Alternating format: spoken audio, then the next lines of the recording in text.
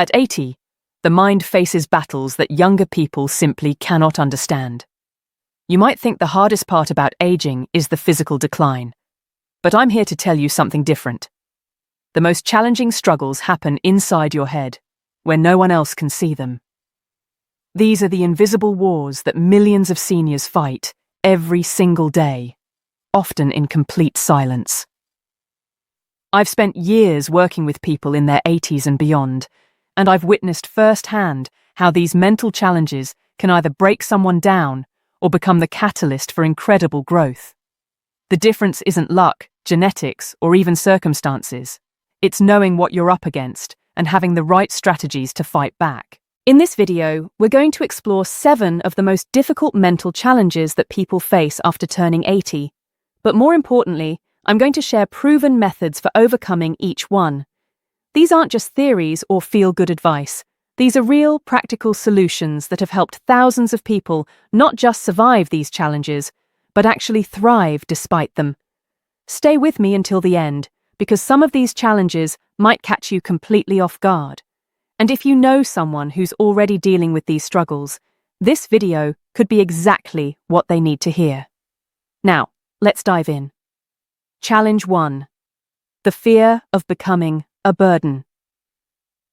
The first mental challenge that hits people after 80 is perhaps the most painful one: the crushing fear of becoming a burden to their loved ones. This isn't just worry about needing help with daily tasks. It's a deep, persistent anxiety that eats away at your sense of worth and independence. Think about Margaret, an 83-year-old woman who used to pride herself on taking care of everyone else. She raised 4 children, managed a household, and was always the one people turned to for help. But now, she finds herself needing assistance with things she once did effortlessly. Getting groceries feels overwhelming. Managing medications becomes confusing. Even simple tasks like changing a light bulb seem too risky to attempt alone. What starts as practical concerns quickly becomes something much darker. Margaret begins questioning whether her family really wants her around, or if they're just being polite. Every time her daughter helps with errands, Margaret wonders if she's taking time away from her grandchildren. When her son calls to check on her, she worries he feels obligated rather than genuinely caring. The fear grows until it colours every interaction, making her feel like an unwelcome guest in her own family. This fear is devastating because it attacks your fundamental sense of purpose. For decades, you were the giver, the helper, the strong one. Now, suddenly, you need help, and it feels like everything you once contributed has been erased. You start believing that your value as a person is tied to what you can do for others, and when that ability diminishes, you feel worthless. But here's what you need to understand. This fear is based on a completely false belief. Your worth isn't determined by what you can do for others. It never was. The love your family has for you isn't conditional on your ability to be independent. They don't see you as a burden. They see you as someone precious who deserves care and support. The key to overcoming this challenge is shifting your perspective from what you can't do to what you still offer. Your experience, wisdom, stories, and presence are gifts that no one else can provide. When your grandson sits with you and listens to stories about his grandfather, that's not you being a burden. That's you giving with groceries and him something invaluable. When your daughter helps you share a laugh together. That's not taking from her. That's giving her the opportunity to show love and feel needed. Start practicing gratitude for the help you receive instead of feeling guilty about it. Thank people genuinely, but don't apologize for needing assistance. Replace thoughts like, "I'm sorry for being such a bother," with, "Thank you for caring about me." This simple shift in language changes how you see yourself and how others see the situation. Also, look for small ways to contribute that match your current abilities. Maybe you can't cook elaborate meals anymore, but you can still share recipes and cooking tips. Perhaps you can't drive to the store, but you can make the shopping list and help plan meals. You can offer emotional support, share your perspective on family decisions, or simply be a loving presence. These contributions matter more than you realize. Challenge 2. Dealing with increasing isolation. The second major mental challenge after 80 is the gradual but relentless creep of isolation.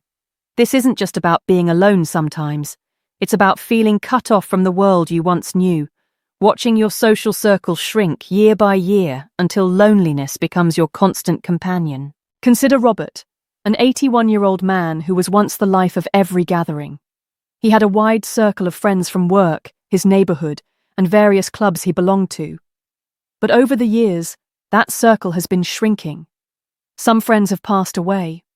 Others moved to be closer to their children or into care facilities. A few developed health problems that make socializing difficult. Robert's own mobility issues mean he can't drive to see people as easily as he once did.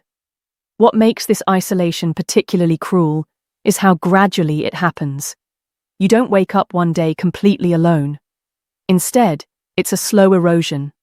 First, you miss a few social gatherings because of health issues.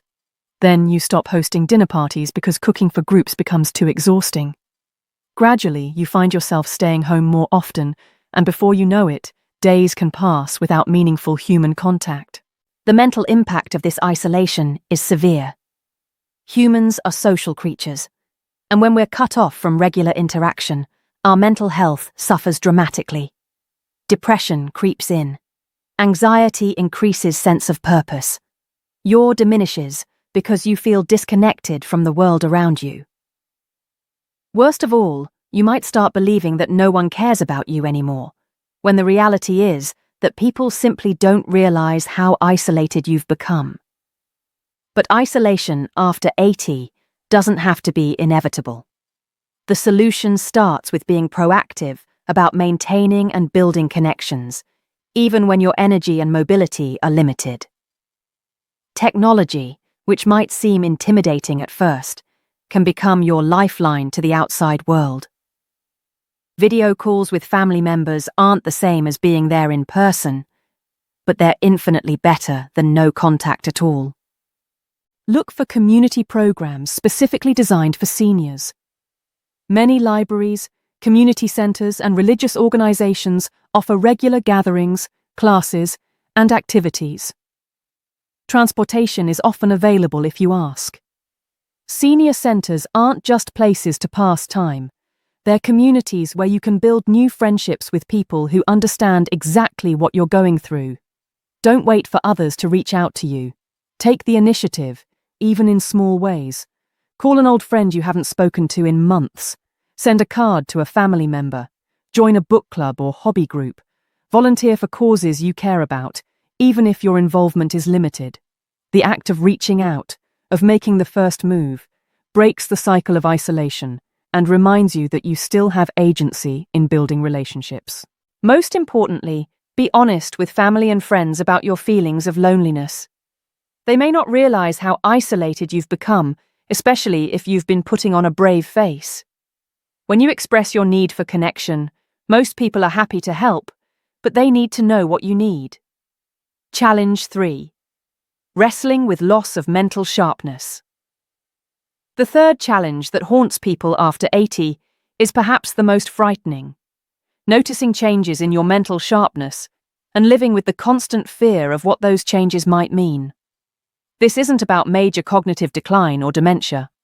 It's about the subtle but noticeable shifts in memory, processing speed, and mental agility that can make you question your own mind. Picture Elizabeth, an 82-year-old retired teacher who once prided herself on her razor-sharp memory. She could remember every student's name, recite poetry from memory, and solve complex puzzles without breaking a sweat. But lately, she's been noticing changes that fill her with dread. She walks into a room and forgets why she went there. Names of people she's known for years occasionally slip away. Sometimes she finds herself searching for common words that used to come effortlessly. That forgetfulness itself, it's what terrifies Elizabeth. What most isn't the occasional she thinks it means. Every missed word becomes evidence of inevitable decline. Every forgotten appointment feels like the beginning of the end. She starts avoiding conversations because she's afraid of seeming confused. She stops reading challenging books because they feel too difficult. The fear of mental decline becomes so overwhelming that it actually accelerates the very problems she's trying to avoid. This fear creates a vicious cycle. Anxiety about memory problems makes concentration harder, which leads to more mistakes, which increases the anxiety. You become hypervigilant about every mental slip, turning normal age-related changes into sources of terror. The stress of constantly monitoring your own mind actually impairs your cognitive function, making the problems worse than they need to be. But here's what you need to understand.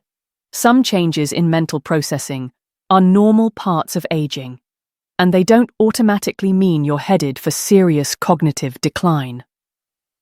Your brain at 80 works differently than it did at 30, but different doesn't mean broken. Think of it like an experienced craftsman who works more deliberately, but with greater wisdom and precision. The key to managing this challenge is learning to distinguish between normal aging and concerning changes. Normal changes include occasionally forgetting names, needing more time to learn new information, or having rating but not dangerous. What's concerning is getting trouble multitasking. These changes are frustrating, lost in familiar places, forgetting how to do routine tasks, or experiencing personality changes. Instead of fighting against every small change, focus on what you can do to maintain and even improve your cognitive health. Mental exercise is just as important as physical exercise. Challenge your brain regularly with activities that require focus and learning. Read books that make you think. Do puzzles that stretch your problem-solving abilities. Learn new skills, even simple ones like a card game or a craft project.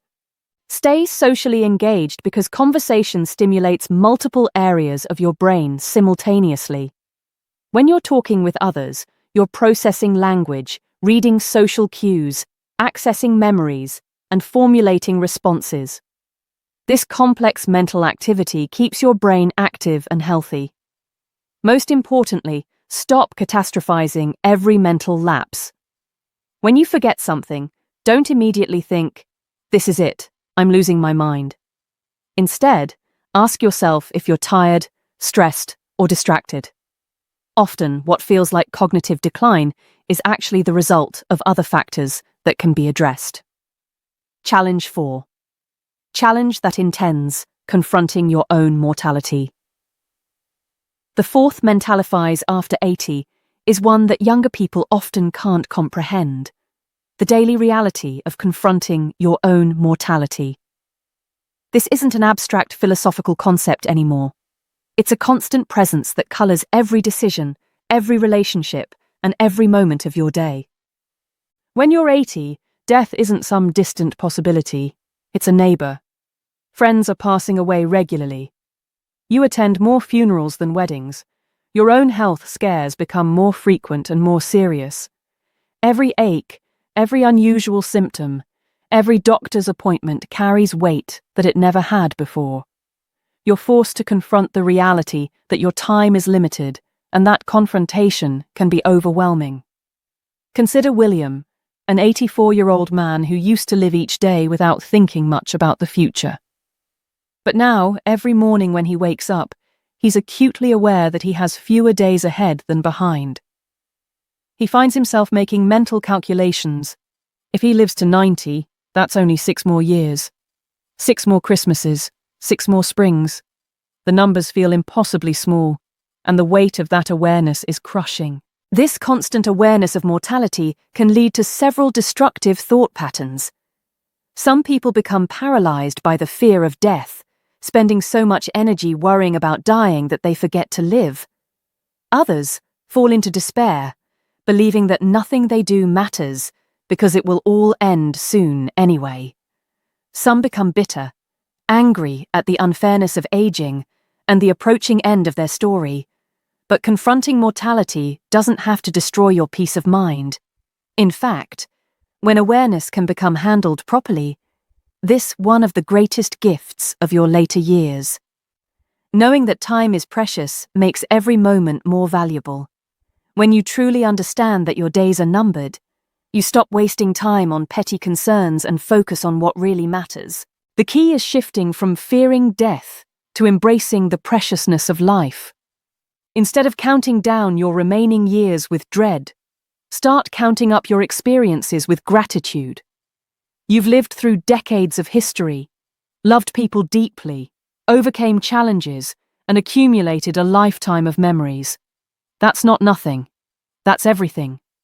Focus on creating meaningful moments rather than just passing time. If you have 6 Christmases left, make them count. Plan them. Look forward to them. Be fully present for them. If you have limited spring seasons ahead, really notice them. Watch the flowers bloom. Feel the warm sun. Listen to the birds singing. The awareness of endings can make beginnings more beautiful. Also, use this awareness to prioritize relationships and experiences over material possessions. At 80, you don't need more stuff. You need more connection, more love, more moments of joy. Spend time with people who matter to you. Have conversations that go deeper than small talk. Share your stories, your wisdom, your love, while you still can. Challenge 5.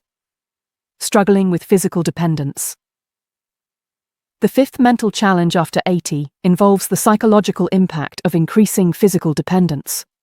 This goes beyond simply needing help with tasks. It's about the profound mental adjustment required when your body can no longer do what your mind still wants to accomplish. Picture Dorothy, an 81-year-old woman who was always fiercely independent. She lived alone, drove herself everywhere, and took pride in managing every aspect of her life without help. But a fall resulted in a broken hip, and suddenly everything changed. Now she needs assistance getting dressed, relies on others for transportation, and requires help with basic household tasks that she once completed effortlessly. The psychological impact of this change is devastating. Dorothy feels like she's lost herself. The woman who once took care of everyone else now needs to be taken care of, and that role reversal feels like a betrayal of everything she believed about herself. She experiences shame when she needs help in the bathroom, frustration when she can't open a jar, and despair when she realizes she may never drive again. These 7 challenges, fearing you're a burden, battling isolation, worrying about mental changes, confronting mortality, struggling with dependence, losing your sense of identity, and fighting depression, represent some of the hardest battles you'll face after 80. But here's what I want you to remember. Recognizing these challenges is the first step to overcoming them. You don't have to face these struggles alone, and you don't have to accept them as inevitable parts of aging. Every strategy we've discussed today has helped real people transform their experience of growing older. The 83-year-old who learned to see her need for help as an opportunity to receive love. The isolated widower who built new friendships at his community center. The woman who stopped fearing every memory lapse and started celebrating what her mind still accomplished beautifully. Your mind at 80 is different than it was at 30, but it's not broken. It's experienced, wise, and still capable of growth, joy, and meaningful connection. These mental challenges don't define you. How you choose to face them does. If you're experiencing any of these struggles, start with one small step today.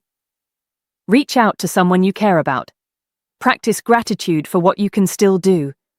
Challenge your brain with something new. The goal isn't to eliminate these challenges completely, but to face them with courage, wisdom, and the knowledge that you're stronger than you think. Thank you for joining me today. We'd love to hear from you. Leave a comment below and share which of these challenges resonated most with you, or tell us about a strategy that's helped you overcome difficult moments. Your experiences matter, and sharing them helps build a community of support for others facing similar struggles. If this video helped you understand something new about the mental challenges of aging, please like, subscribe, and share it with someone who might benefit from hearing these words. Together, we can change how people think about growing older and support each other through life's most challenging chapters.